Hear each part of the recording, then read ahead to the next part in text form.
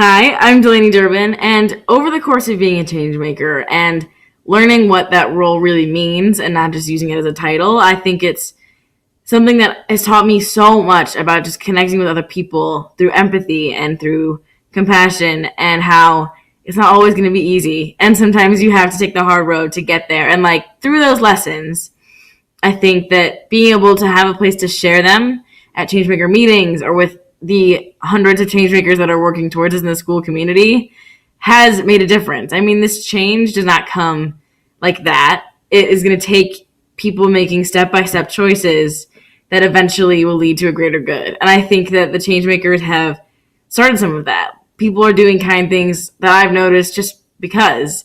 And I don't know if it's directly because of just what the changemakers do, but I think that having that focus and creating a group with solely that focus in mind is one of the biggest steps in the right direction. And it makes me really, really proud to be a student at North.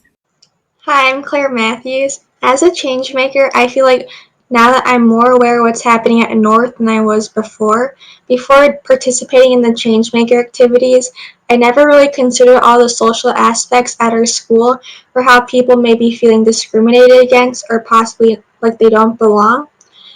I was so focused on my small friend group, and it really opened my eyes as a change maker to what's happening around North socially. I think that it also made me more aware, like what positivity that I can bring to North personally, which I think is great.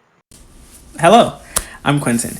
And since joining the Changemakers program, I felt more connected with students and staff here at DGN. It allows me to be more authentic with myself and with others around me. I'm able to embrace my identity and to get out of my comfort zone. We have really tough discussions, but we're able to voice our own opinions and listen to someone else's opinion in a positive and in an effective way. One of my favorite things about it is that it has created such a community in DGN. It feels like every change maker that I know, they really help broaden my perspective, and I'm able just to connect with so many different people that might not have had the chance to meet without change makers. And also, it's really taught me a lot about having empathy for others. I feel like it helps make my life better. It makes our school better. It makes our world better. I just feel more connected with other people. I'm able to respect and try to have an understanding for people who don't agree with me, who haven't experienced the same things as me. And we come together on the things that sometimes make us different, but also make us similar. As a change maker, I feel that my voice can be heard and that adults do think that my choices can make a difference. I feel that, especially for high schoolers and teenagers, we are always conditioned to believe that adults are the ones who are supposed to handle all the problems that are happening in the world today. And that can discourage younger generations who feel that their voices will be brushed aside. I'm so thankful to have the opportunity to feel that I am respected not only for my identity, but also for my age, because I have seen that because of my age, my voice has been looked down upon. Since I have the opportunity to create change at this age, I feel more confident and motivated to push for more positive changes even after high school and in my career path, after having the foundation of my experience to be a leader in this group. Hi, I'm Victoria Sanchez, and one thing that I've realized in my life ever since Changemakers is how I've just been more aware that there are stories that I am surrounded by every single day. And those are stories that I've never even heard of, don't even know. And those stories are what creates a person, and it's the core of people's identities. And without knowing the story, how do I actually really know the person?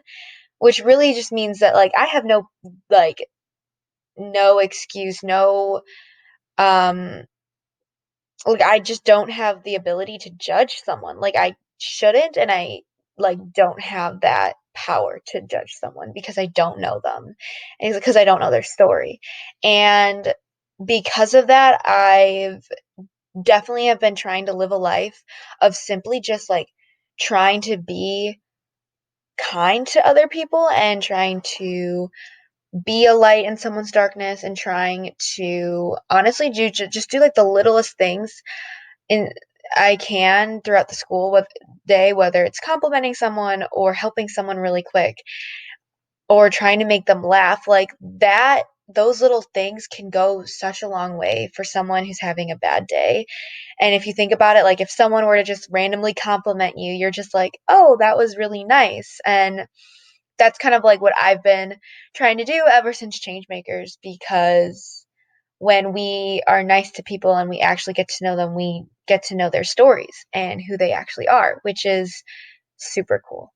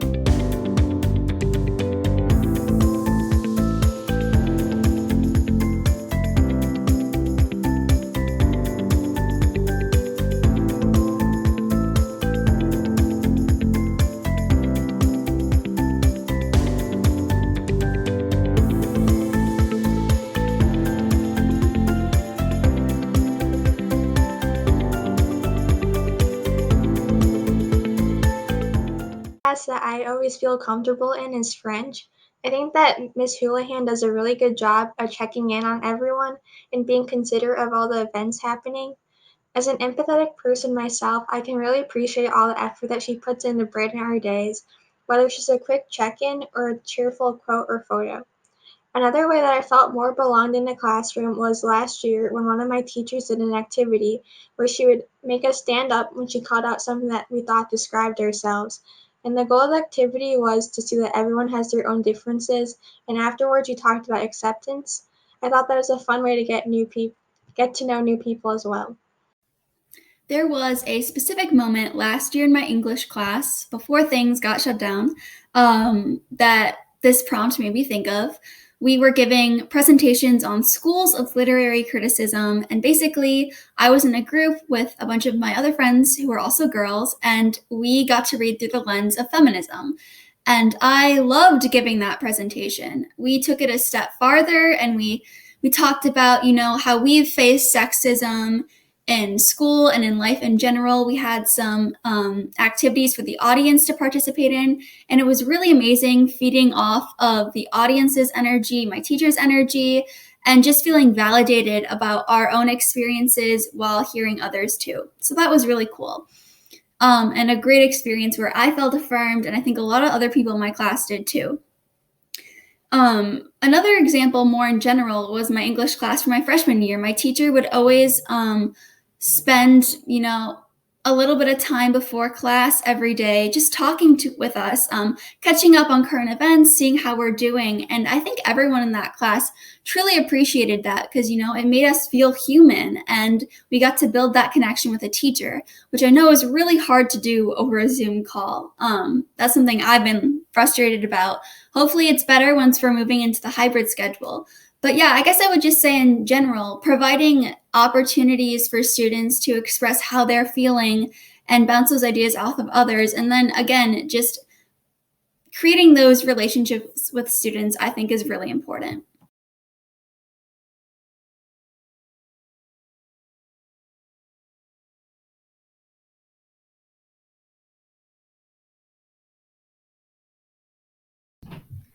I've had an instance where I felt my religion was being misunderstood and not shown correctly in a class. It hurt me because, as an Ahmadi Muslim, I have already seen this happen daily in the media, and I didn't want that my own peers would view a harmful, toxic, and wrong view of my own religion.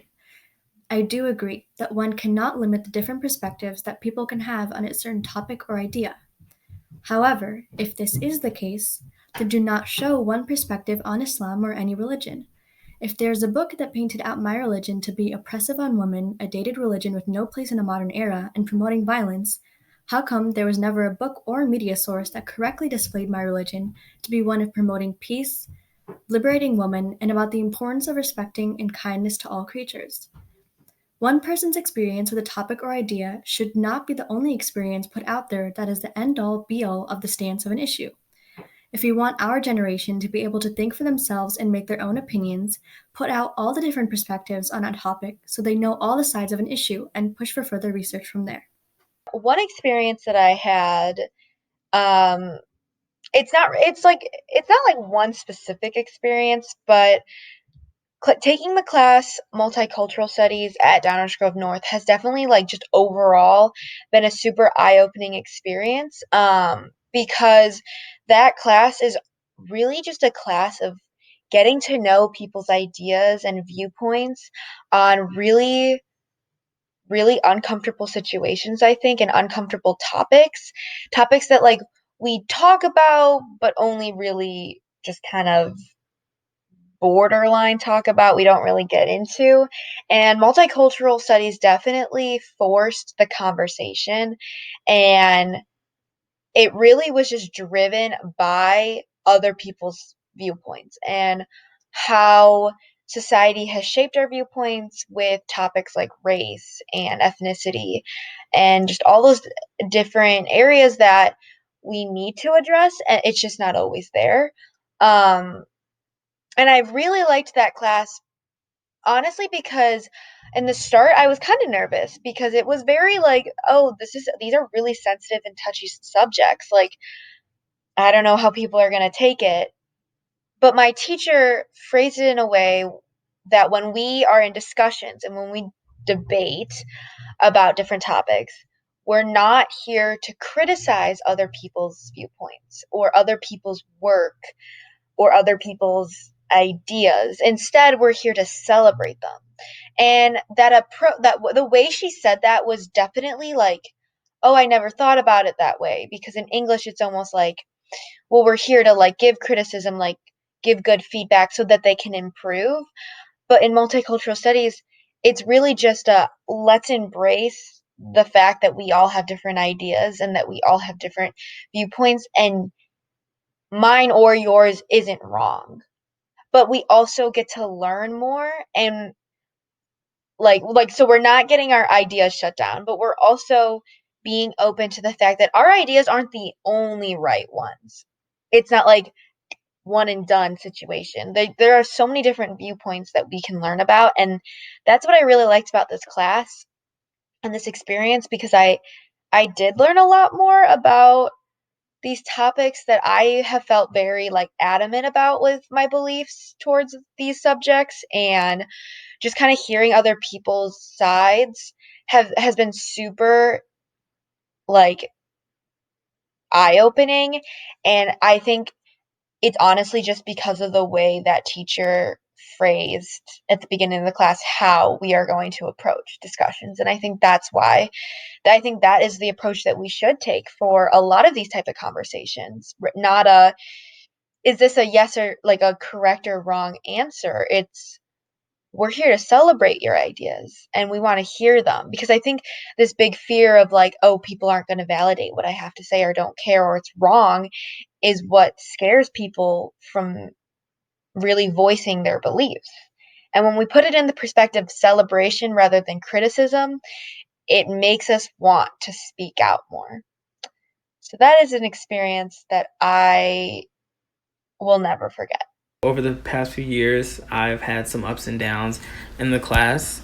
Sometimes when I've felt down is when people have that lack of understanding about my feelings or my experience, and they don't really care about what I have to say, like when I try to explain it to them so that they can understand, and they just don't care at all.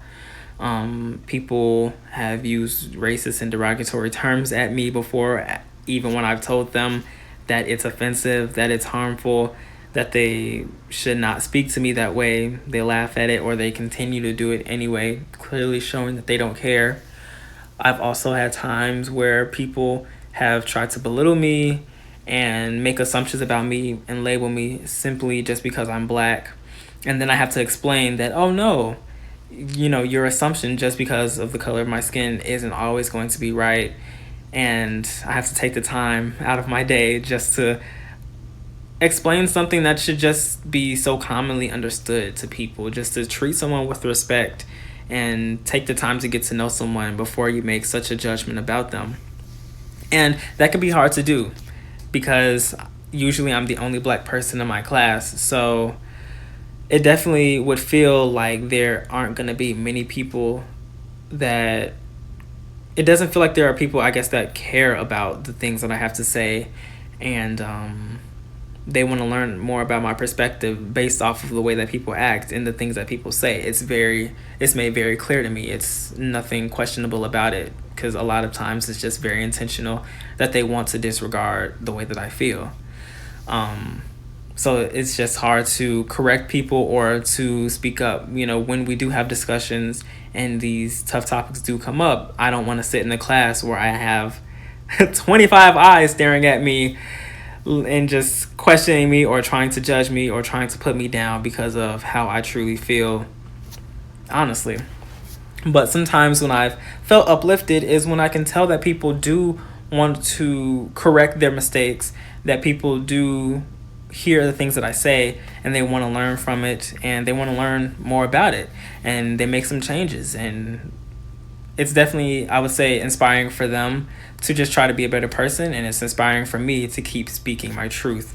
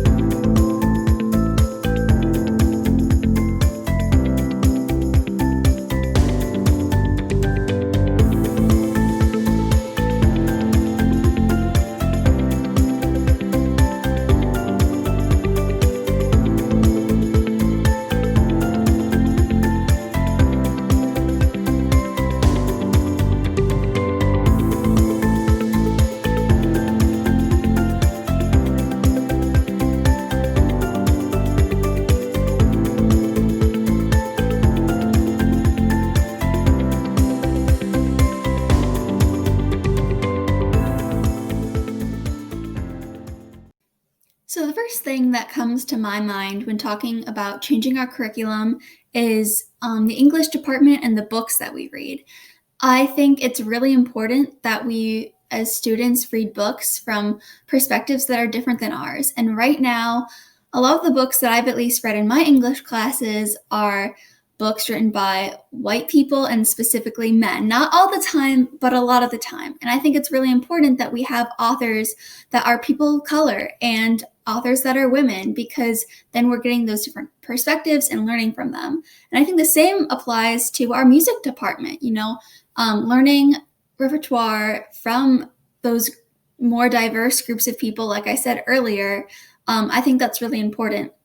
Another thing I really appreciated in my US history class last year was how my teachers did not try to sugarcoat America's history. They did not shy away from the stuff that a lot of people want to shove under the rug. And I really appreciated that, because I think especially where we live in a very privileged area, a lot of people don't want to think about the really bad parts of our history.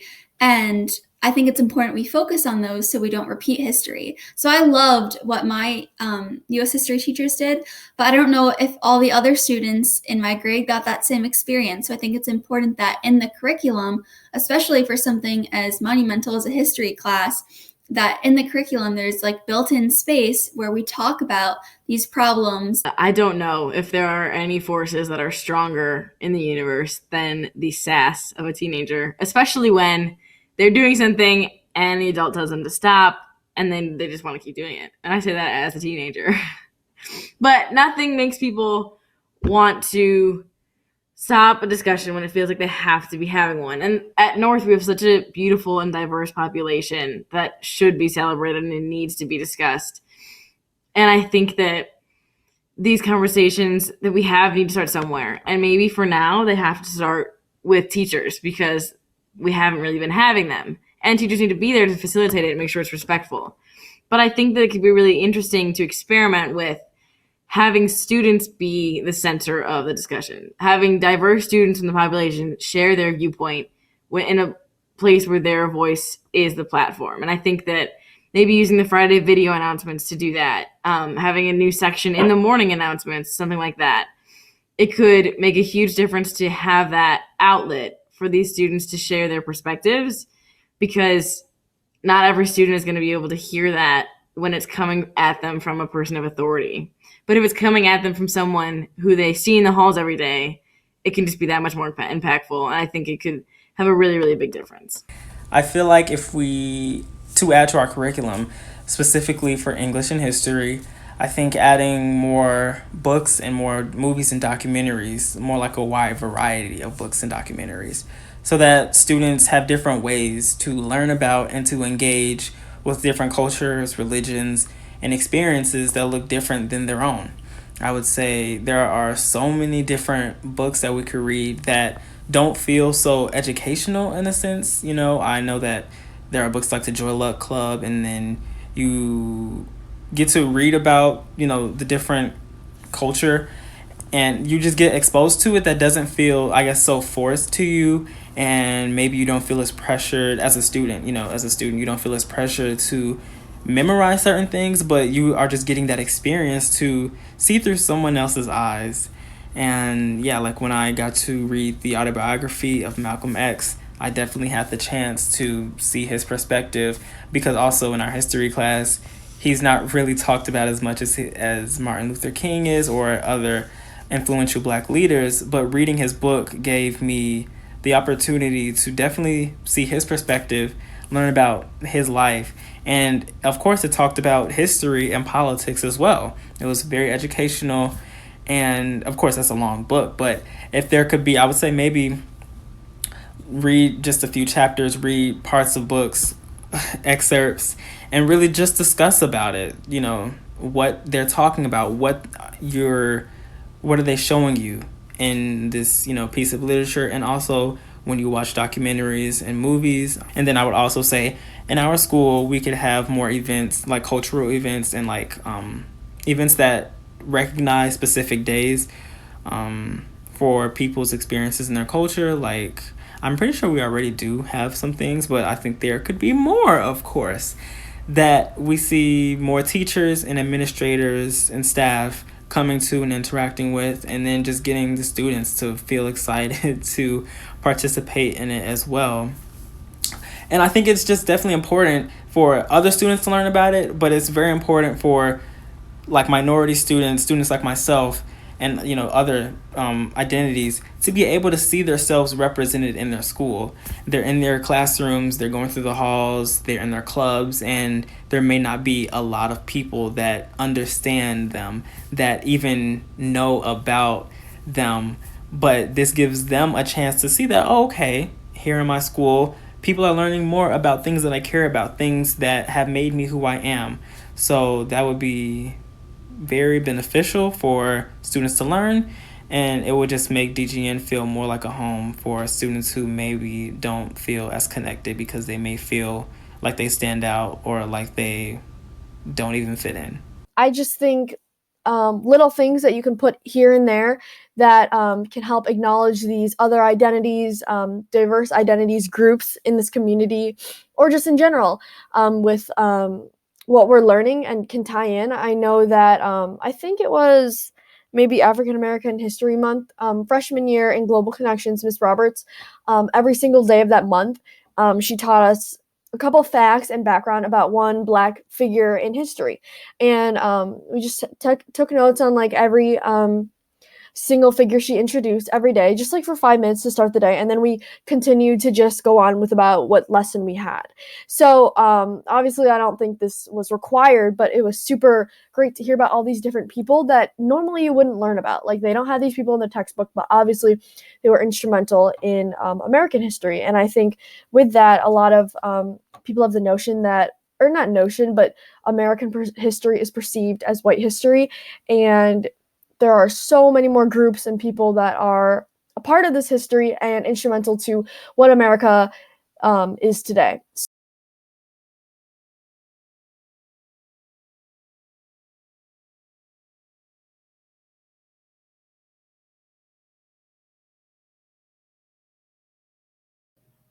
I think the best way to approach conversations with heavy or even controversial topics is to establish respect and discipline in the classroom.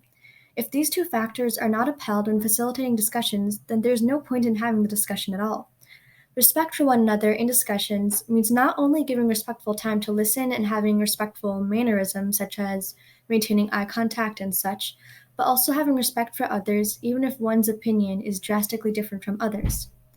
It's so easy to get angry and riled up when someone's opinion is against your own, but if we allow for subtle, rude comments and disrespectful behaviors now, then in the future the world will see no change.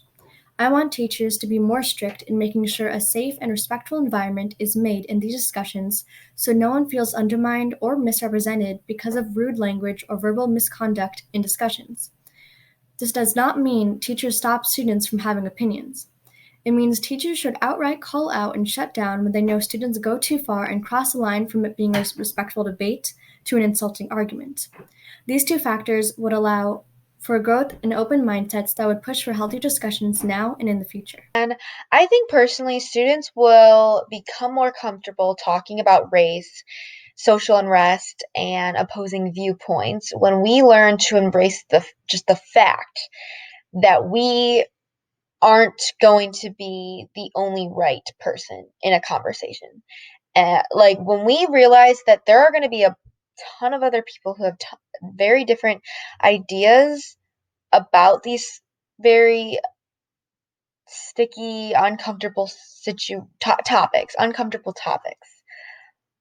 When we embrace the fact that people have different viewpoints than me, like I'm not always going to be right, or I'm not always going to be wrong, but I'm also not the only right answer. When we embrace that fact, we learn to respect those other viewpoints and are more willing to hear other people out. And when more people are willing to hear people out, being vulnerable to talk about these have these uncomfortable conversations, it gets more easy and it becomes more comfortable, if that makes sense. And I think the only way is to do that is to really embed these conversations. In my opinion, education regarding this stuff always comes first. If you're going to have a discussion about race, gender, sexual identity, any of those topics, heavy topics, political topics, things like that in your classroom, there needs to somehow be education first. Having any student talk about this sort of stuff without any knowledge on it, obviously, no one I don't think would put a person in that situation, but I know that if you want to sit down and just be like, oh, so these things happened this weekend, do you want to talk about it? First, it just needs to happen that people, whether you think everyone already knows about it, everyone needs to just have some background on what happened, what's going on, an unbiased sort of quick educational talk. I just think if you're going to, I know some people feel uncomfortable having political discussions or racial discussions in class, which makes a lot of sense. But I think that in order for these discussions to become normalized and things like that, we need to be educated on it in a non-biased way that makes it normal. Discussions like this are just not easy to have because they require a level of vulnerability and the willingness to change your opinion on something that you might have thought was so right 5 minutes ago. And it can be really shocking to people to be in a place where that needs to happen. And discussions can lead to arguments and things like that. So creating a space like this is super important and definitely not easy. But I think that I sort of talked about this in my last video about making these discussions student-led will, I think, ultimately create a much more safe space. But also, I think that who is taking part in these discussions will also make a really big difference. In my AP Environmental Science class, we were talking about diversity in STEM. And just in STEM, but there was a TED Talk that we watched that really stuck with me. And I think it could definitely apply to this because the speaker was talking about how there was a scientific study done that showed that if you are sitting in a discussion with people that look like you you are less likely to share your opinions because you just assume that the people like you have had the same experiences and likely have come to the same conclusions that you have. And that leads to a lack of ideas, even if they haven't had the same ideas as you. But if you're sitting at a table with people that look different from you and have different backgrounds, everyone is more likely to share their new ideas because they just assume that not everyone has thought of the other thing yet. And these ideas can be shared in ways that they wouldn't have been if everyone is brought to the table. And by bringing everyone to the table, I think that these discussions will be more fruitful and focused and will lead to some really, really good discoveries.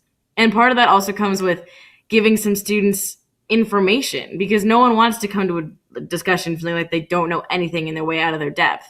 But if we can just give some resources like we have been doing with the Equity Challenge, students can come to discussions prepared to discuss what they've read and what they've seen and how that can impact our society. I think that can make a really, really big difference. Thank you.